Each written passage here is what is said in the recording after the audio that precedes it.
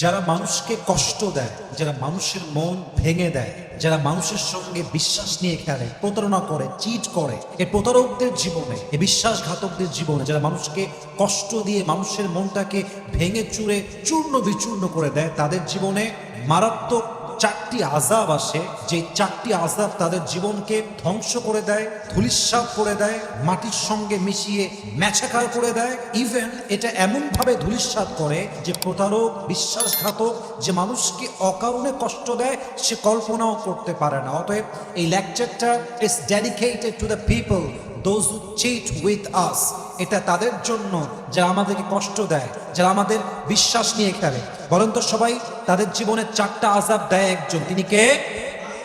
এক নাম্বার, যে আপনাকে অকারণে কাঁদিয়েছে, যে আপনার বিশ্বাসে আঘাত করেছে, যে আপনার মনটাকে ভেঙে চুরে চূর্ণ বিচূর্ণ করে দিয়েছে। মাথায় রাখবেন, মানুষকে কষ্ট দেওয়া মানুষের হৃদয়ের শান্তি কখনো সে খুঁজে পায় না। ফার্স্ট আযাবটা হচ্ছে যারা বিশ্বাস নিয়ে খেলে, যে মানুষকে কষ্ট দেয়, they never can find the peace of their heart.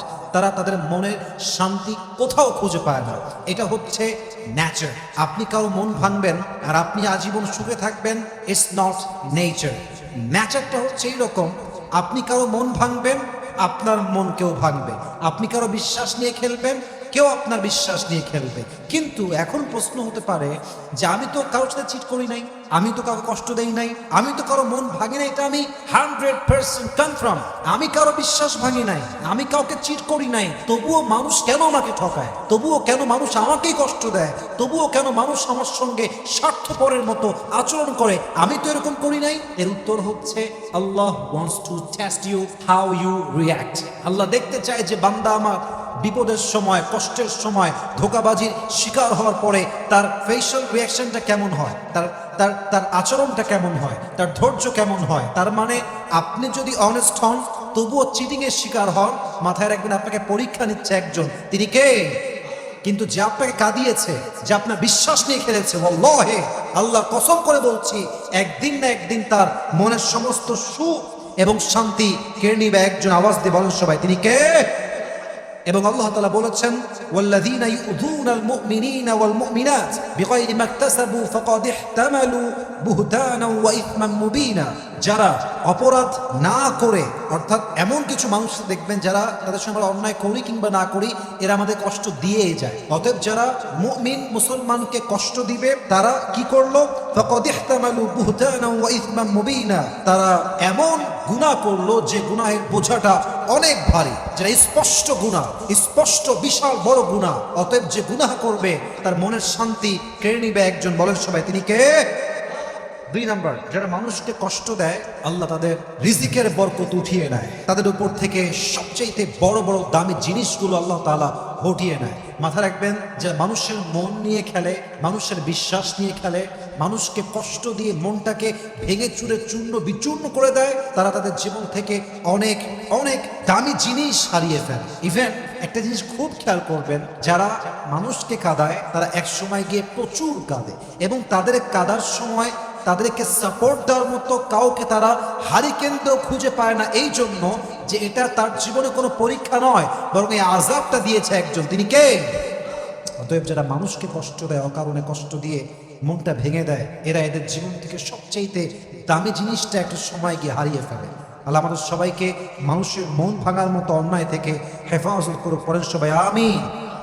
তিন নাম্বার, যারা মানুষকে কষ্ট দেয়, মানুষের মন থেকে আল্লাহ তাআলা তার জন্য যে ভালোবাসা ছিল, যে মায়া ছিল, যে মহাব্বত ছিল, যে সম্মান ছিল, এই সম্মানটা আল্লাহ নিজের হাতে তুলে নেন। এটা কিন্তু বড় মারাত্মক কথা।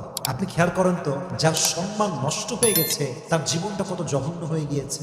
যদি কখনো স্বামীর কাছে স্ত্রীর সম্মানটা নষ্ট হয়ে যায়, কখনো স্ত্রীর কাছে স্বামীর সম্মানটা নষ্ট হয়ে যায়, ওই বউটা বলতে পারবে, ওই স্বামীটা বলতে পারবে যে সম্মান সমাজের কাছে, বউয়ের কাছে, ইভেন বউয়ের জন্য স্বামীর কাছে কত দামি সেই বলতে পারবে যে তার সম্মান অন্যায়ের জন্য হারিয়ে ফেলেছে। ঠিক কিনা বলেন? আল্লাহ সম্মান উঠায় না। আল্লাহ মানুষের মন থেকে তার যে সম্মানটা আছে, তার যে ইজ্জত আছে, যে ভালোবাসা আছে, এটা আল্লাহ উঠাই নেবেন। ইভেন বড় মারাত্মক কথা কি জানেন? আপনি যখন কারো মন নিয়ে খেলবেন, বিশ্বাস নিয়ে খেলবেন, তাকে অকারণে কষ্ট দিবেন, হতে পারে সে আপনার জীবনের সবচেয়ে গুরুত্বপূর্ণ মানুষ, কিন্তু আপনি বুঝলেন না তার মূল্যটা, কষ্ট দিলেন। একটা সময় গিয়ে সে মানুষটা তো লাইফে নাও থাকতে পারে, এবং ওই মানুষটা শুধু থাকবে না তা নয়, বরং তার হৃদয়ে আপনার জন্য ঘৃণা জন্মে যাবে। কিন্তু আপনি যদি কষ্ট না দেন, বিশ্বাস রাখেন, তবে আপনার জীবনের সমস্ত গুরুত্বপূর্ণ মানুষগুলোকে নিয়ামত হিসেবে রেখে দিবে একজন, তিনি কে? Please don't hurt anybody. কাউকে কখনো কষ্ট দিতে যাবেন না। রাজি আছেন তো ইনশাআল্লাহ? সর্বশেষ আযাব, যে মানুষকে কষ্ট দেয়, মানুষের বিশ্বাস নিয়ে খেলে, মানুষকে ধোঁকাবাজি করে তার মনটাকে ভেঙে চুরে চূর্ণ বিচূর্ণ করে দেয়, তাদের জীবনের সবচেয়ে বড় আযাব হচ্ছে এদের কবরের আযাব মাফ হয় না। সমস্ত আযাব মাফ হতে পারে, সমস্ত গুনাহ মাফ হতে পারে, কারণ হক হচ্ছে দুই প্রকার। এক হচ্ছে হকুল্লাহ, আল্লাহর হক। দুই হচ্ছে হকুল ইবাদ।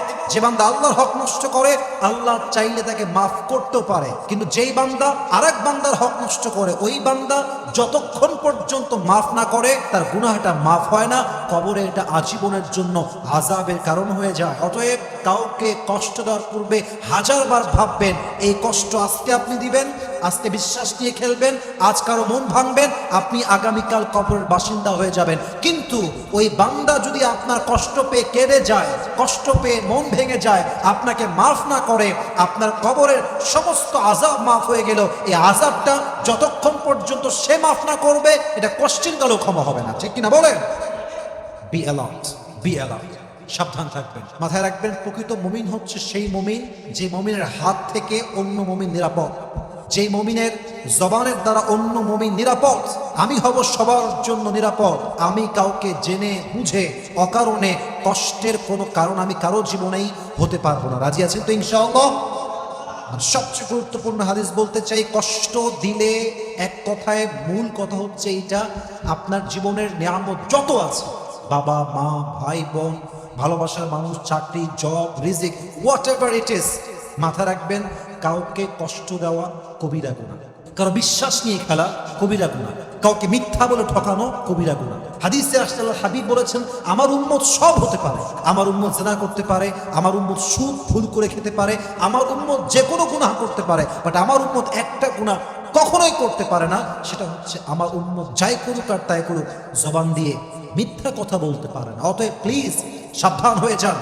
আপনি যদি কাউকে কষ্ট দেন, ইদা কুনতা ফি নি'মাতিন ফারআহা ফাইন্নাল যুনুব তাজিলু নি'আম, যেই বান্দা নিয়ামতের কদর করতে জানে না, গুনাহ করতে থাকে, আল্লাহ একটা সময় গিয়ে তার সমস্ত নিয়ামতটা ছিনিয়ে নিয়ে যায়। ঠিক কি না বলেন? আমি দোয়া করি সবার জন্য, আল্লাহ আমাদের সবাইকে মানুষকে কষ্ট দেওয়ার মতো অন্যায় থেকে হেফাজত করুক। আমরা সকলেই জবান খুলে দিল খুলে পড়ছি আমিন।